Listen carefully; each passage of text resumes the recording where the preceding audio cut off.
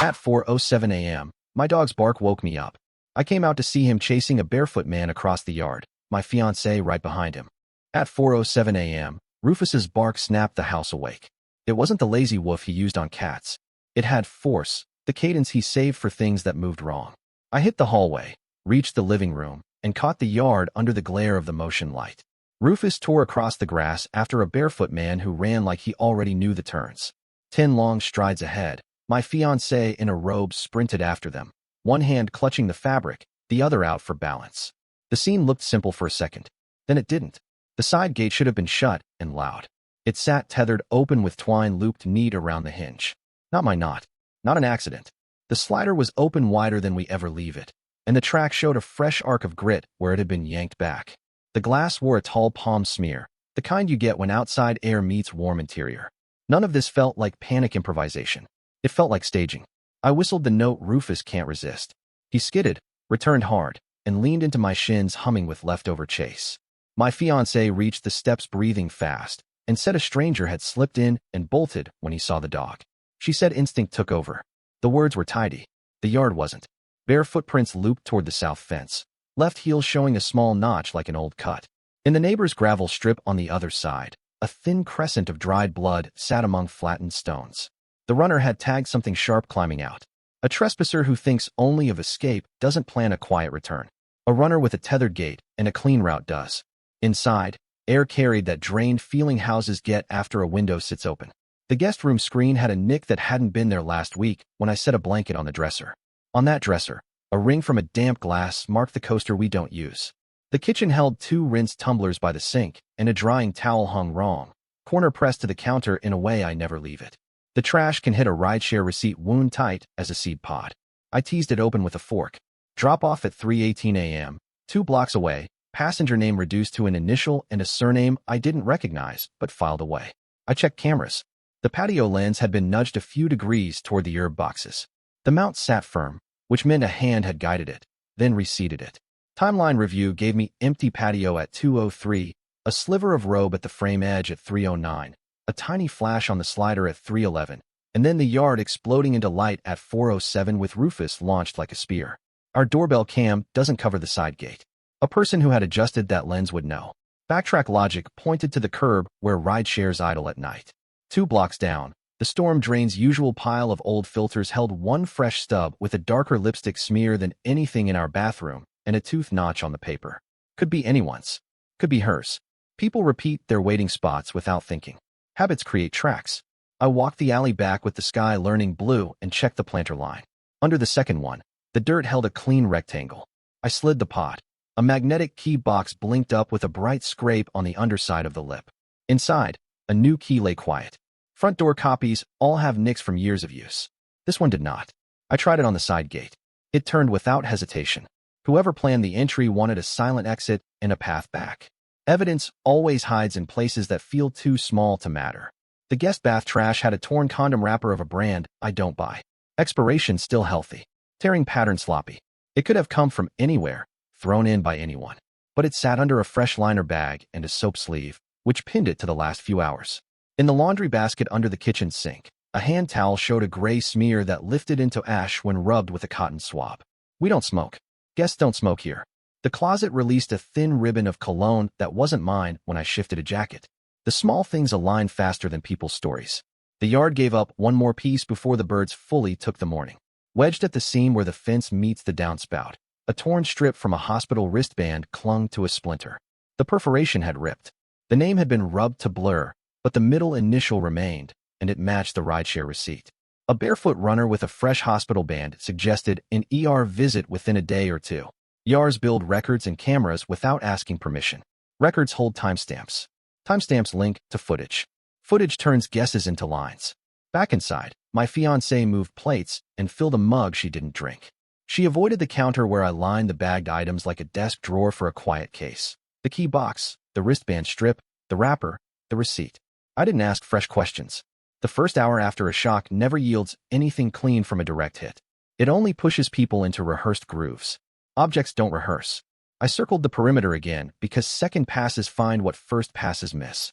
The porch step showed a triangle of pale mud near the door's threshold, not a full print. more a heel pause with a tiny pebble pressed into the apex.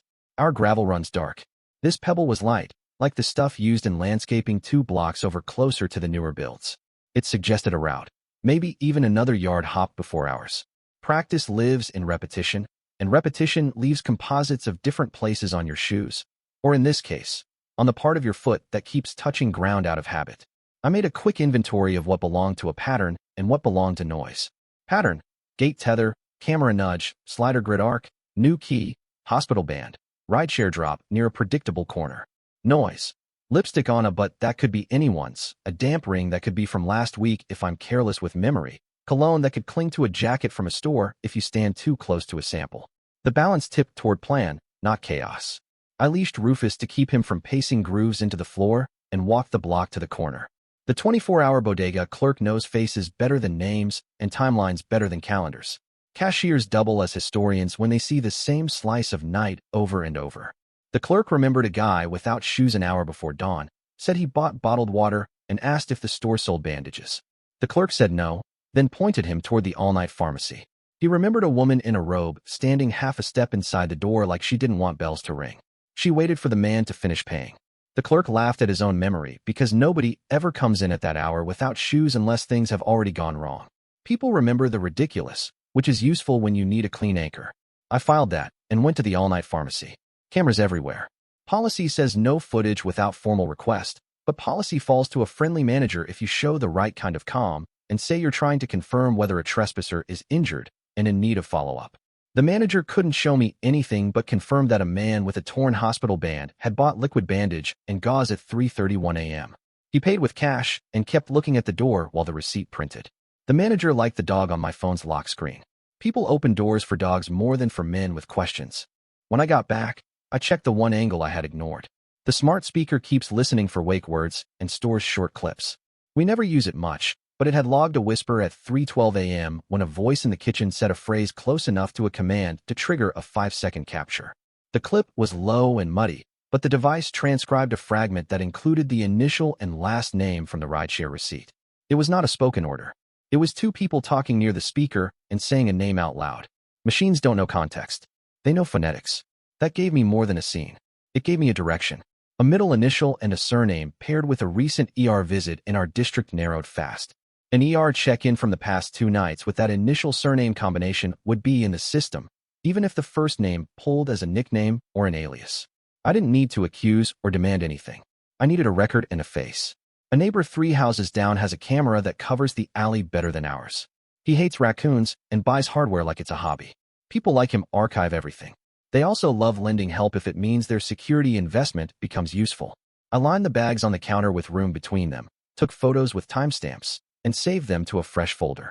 I wrote down the times: 2:03 empty patio, 3:09 robe sliver, 3:11 slider flare, 3:18 drop-off 2 blocks south, 3:31 pharmacy purchase, 4:07 bark, floodlight, pursuit. A chain that tight holds weight even when someone tries to cut it with a story about a stranger.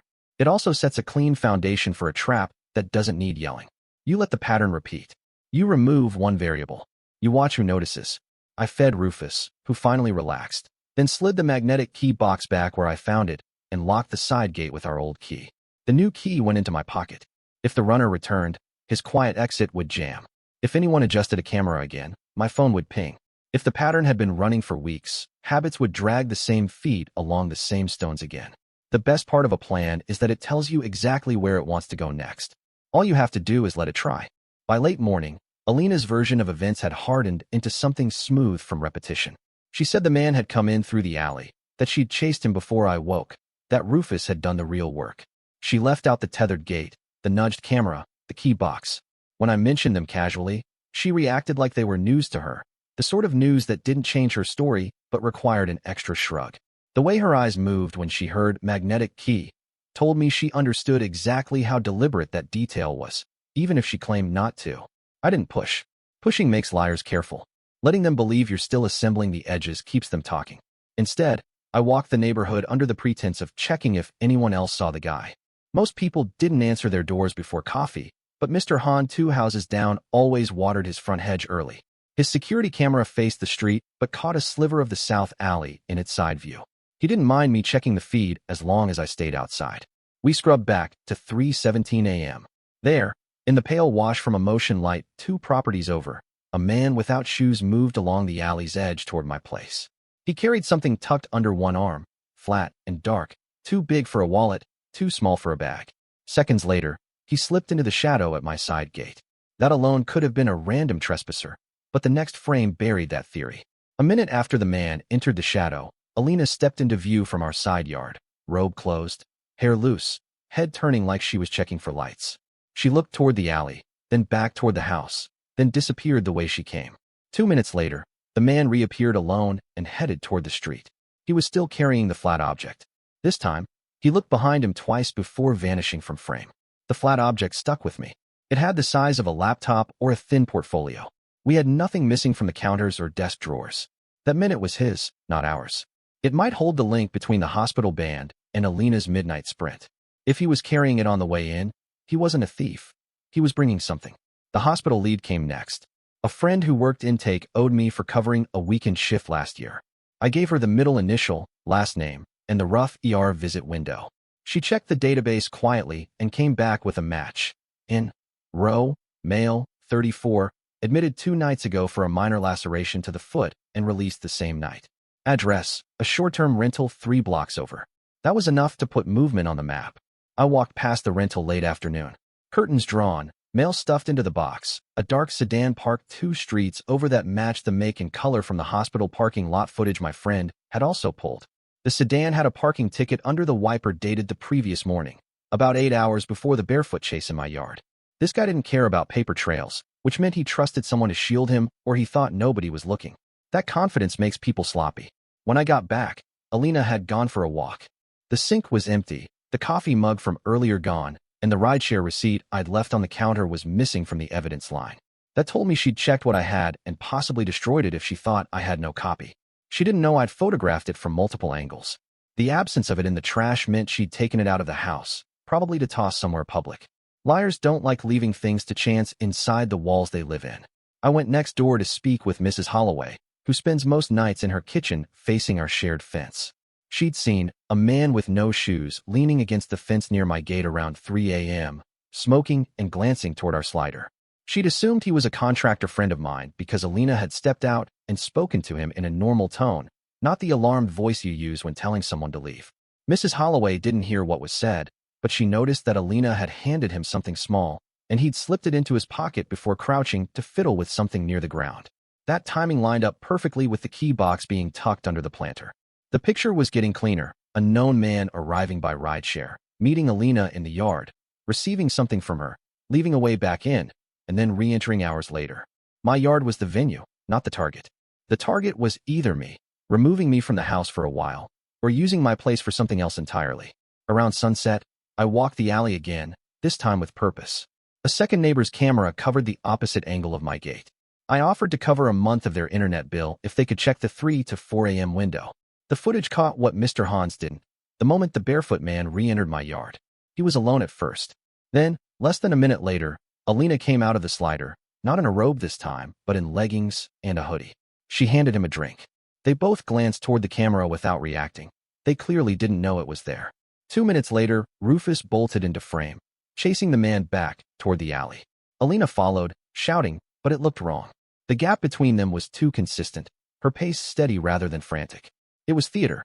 I needed a direct link between Roe and Alina that couldn't be brushed off. The magnetic key was one piece. The missing rideshare stub was another. The hospital band fragment was a third. But people can spin each of those separately. I needed them in one frame or one chain of messages. That meant phones.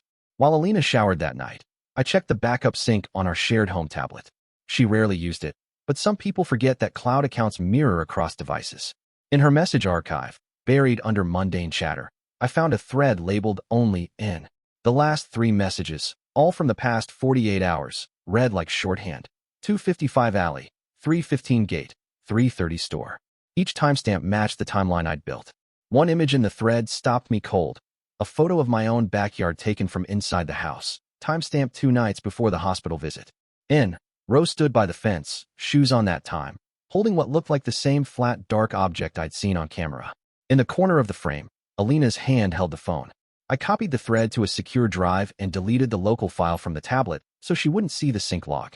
The trap would be simple now. Let the man return using the magnetic key he thought was still hidden, catch him and Alina in the same space, and close the loop with witnesses who had already seen him here. Before bed, I moved Rufus's bed closer to the slider. His instincts were better than any alarm, and I needed him to sound off at the first hint of movement. I re-aimed the yard camera back to its proper angle and set up a second camera on the inside ledge facing the slider. If they adjusted one, the other would still record. And in the far corner of the patio, I placed a motion-activated light that I hadn't used since last summer, bright enough to make pupils shrink, impossible to miss on playback. Just after midnight, Alina claimed she was tired and turned in early. I stayed in the living room with a book I didn't read, ears tuned for the kind of silence that means someone's waiting for a cue. The quiet stretched until nearly 2 a.m., then broke with the faint creak of the side gate hinge, the sound the twine had hidden last time. Rufus's head lifted, his ears locked forward. He gave one low growl, the kind that builds before a bark. I held up a hand to keep him still. Through the curtain's edge, I caught movement near the planter. A hand reached under, then froze. The magnetic key box was gone. I'd left a decoy, a box with no magnet and no key, so that when someone tried to lift it, it would clatter against the pot. It did. The figure flinched, glanced toward the house, then motioned to someone behind him. Alina stepped into the yard. Alina's appearance in the yard wasn't cautious. She walked straight toward the side gate like this was exactly where she meant to be, hoodie drawn tight, hands in pockets. In. Rose stepped back to let her pass, then followed her toward the slider. They both paused, glancing around as if checking for neighbors. The inside camera caught every frame. The same two people Mrs. Holloway had described, the same man from the hospital record, now together on my property well past midnight. Rufus stiffened beside me. I let him watch, but kept my grip on his collar. If I let him charge now, it would end in shouting, and shouting meant confusion. Confusion meant room for their version of events. I needed a moment that couldn't be explained away. They slid the door open just enough to slip inside. I could hear them whispering, but not enough to make out the words. Rose set the flat object, definitely a laptop, on the counter. Alina moved into the kitchen and pulled 2 glasses from the cabinet. This wasn't a meeting of strangers. This was a routine. I stayed in the hallway, well out of sight, and triggered the second part of the plan. Earlier that day, I called my neighbor 2 doors down, Caleb, who owed me for fixing his fence last winter. He agreed to help if I needed eyes at a specific time. I texted him now, inside. 2 people. Come to back gate. Within minutes, I heard the soft rustle of movement outside the fence line. Inside, Alina leaned on the counter while Ro typed. The screen's glow lit his face, same short beard from the hospital intake photo, same slightly crooked nose. Rufus gave another low rumble. This time, Ro froze, looked toward the hallway, and whispered something to her. She shook her head, waved him off. They went back to the laptop. That was my cue. I stepped into the kitchen doorway and let the motion light on the patio flare through the glass. Ro's head snapped toward it. He saw me at the same moment. Rufus barked, sharp and loud. The bark set off the inside camera's sound trigger mode, marking the exact timestamp in the footage. Stay where you are, I said evenly. No shouting, no threats, just enough to freeze them. Alina's expression shifted instantly, not to guilt, but to calculation. She looked at Ro first, then at me, and I could see her sorting possible exits in her head. Ro stepped sideways, like he was going to angle toward the slider. I called Rufus's name once. He took that as permission and moved forward just enough to block the slider path. Ro stopped. Caleb chose that moment to unlatch the side gate and step in. He had his phone raised, camera recording. This is all going to neighbors, Caleb said calmly. So maybe don't do anything you regret. Ro's jaw tightened. Alina's hand twitched in her hoodie pocket like she was considering pulling out her phone. Instead, she tried the first excuse she thought might land, something about just helping a friend and working on a project. The problem was, she didn't look at me when she said it. She looked at the laptop. I walked over, flipped the screen toward me. The desktop showed a series of documents, spreadsheets, mostly, labeled with dates and what looked like invoice numbers. Nothing about this was casual. Some of the file names included a company name I recognized from our joint tax return. One of Alina's consulting clients, who, until now, I assumed was real. Is this why you needed him here? I asked. Still no yelling. She stayed silent, which told me the answer was yes. Caleb was still recording, circling slowly, so both faces were clear. You want me to call now or wait? He asked. I told him to wait. I wanted a clean handoff, not a scramble. Ro muttered something about leaving. I told him the gate was open, but the laptop stayed. He refused. That was fine. I didn't actually need the physical laptop anymore. Between the internal cameras and Caleb's footage, I already had proof of them together in the act, in my home, at a time they couldn't claim was an accident. I stepped aside, letting him pass through the kitchen to the yard. Rufus followed close, just enough to keep him moving. Caleb opened the gate wider. Rose slipped into the alley without another word, walking fast toward the street. Caleb followed far enough to catch his direction before doubling back. That left Alina in the kitchen, hands still in her pockets. She finally met my eyes, but there was no apology there, just a tight, defensive calm. "This isn't what it looks like," she said, which was exactly what people say when it's exactly what it looks like. I didn't respond. Instead, I took out my phone and replayed the clip from the inside camera, letting the sound of Rufus's bark fill the space. Then I played Caleb's recording. Her face didn't change, which was almost impressive. She knew the fight for denial was over, and the new fight was for damage control. I told her the key box was in my pocket, the rideshare receipt was copied, the hospital band was bagged, and the neighbors had already seen more than enough. "You're out of time," I said. She didn't move. I didn't call the police immediately. Instead, I sent Caleb the clips and told him to forward them to Mrs. Holloway. Within 20 minutes, half the block would know. Alina's social image mattered more to her than anything else. Losing that would cut faster than any legal notice. While I waited for the reaction to ripple through, I checked the laptop's open files. The invoices weren't just fake. They were tied to an account I'd never heard of, with my name listed as secondary contact. That meant she'd been setting up a channel to pull money under both our identities. Ro was likely the one creating the documents, and my house was just a quiet place to work without drawing suspicion. This wasn't about an affair. It was about using me as cover for something that would eventually land on my record. I closed the laptop, slid it into a drawer, and told her she could collect it later, with a police escort. Her jaw clenched. She muttered something about overreacting and stepped toward the door. I didn't stop her. If she left now, she'd go straight to Ro, and if she did, they'd make a mistake trying to fix whatever they'd left behind. Within the hour, Caleb texted, "She's at his rental." He'd driven by and seen her car parked outside. That meant they were together, probably trying to figure out what I'd keep and what I'd delete. They didn't know I'd already backed up every file to an off-site account and printed hard copies of the receipts and hospital record. I called a friend in the local precinct, not for an arrest yet, but for advice on filing a trespassing and fraud report together. He suggested I get a clear third-party witness statement to tie both of them to my property that night. Mrs. Holloway was more than willing, especially once she'd seen Caleb's footage.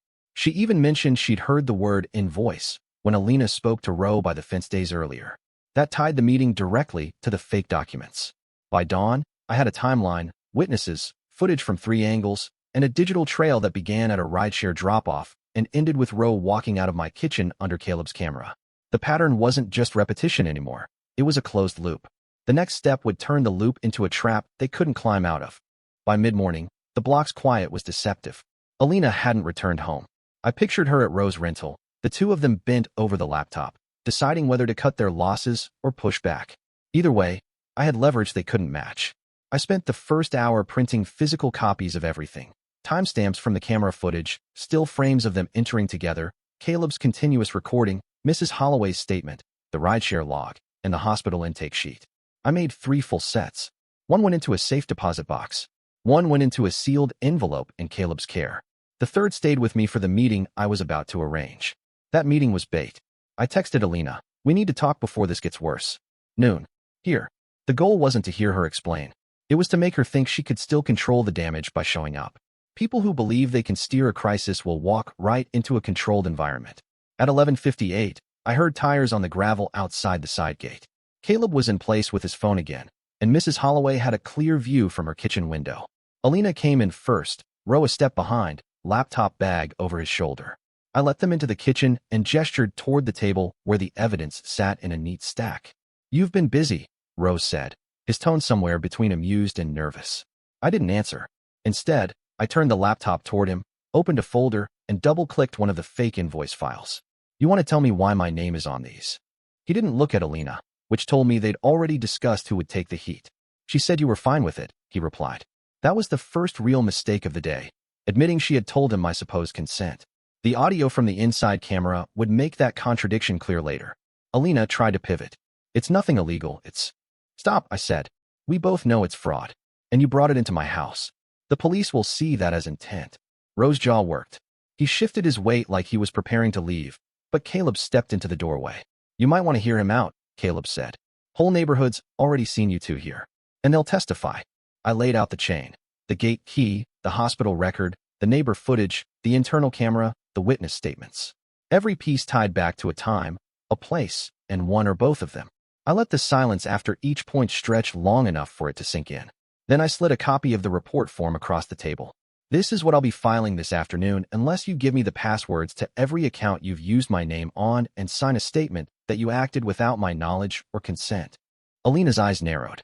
She looked at Ro like she was gauging whether he'd stand with her or cut a deal. Ro's answer was to pull the laptop from his bag, open it, and start typing. The moment he did, I knew the balance had tipped. She saw it too. Within 15 minutes, I had access credentials for 2 bank accounts and 1 encrypted file share containing all the fake invoices, client lists, and payment histories. Ro signed the statement without protest. Alina hesitated, but Caleb's phone pointed at her made the choice for her. She signed. I didn't stop there. You're also going to send an email to your client list terminating any project that references my name or this address, I told Ro. Today, with me copied on it. He complied. The emails went out before they left the table. I checked the sent folder to confirm.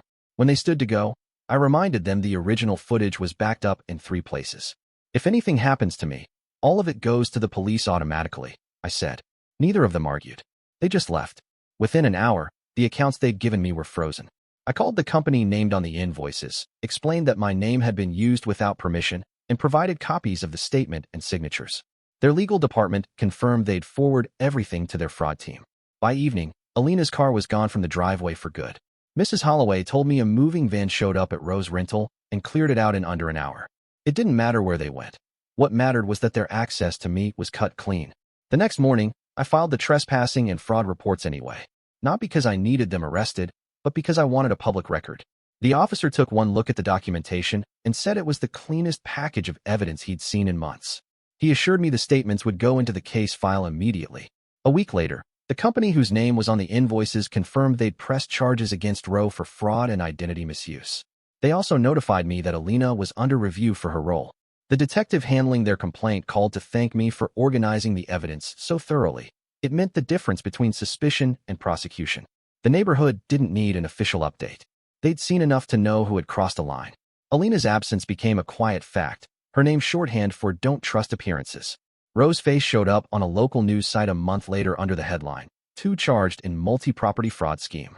Rufus, for his part, kept sleeping near the slider for weeks afterward, as if still expecting to be called into service. Every time I walked past, I scratched behind his ears. He was the reason I'd been standing in the yard at 4:07 a.m. with the whole story starting to unfold. In the end, there was no dramatic confrontation in court, no last-minute confession. Just a clean sequence of cause and effect, plan, evidence, exposure, removal. They'd walked into the trap thinking they could manage the outcome, and walked out leaving every tool they'd used against me in my hands. That was enough. And that's the story. If you're still here, that means you're one of us. So go ahead, hit that subscribe button. I drop new chaos every single day, and trust me, tomorrow's story, it's even worse than this one.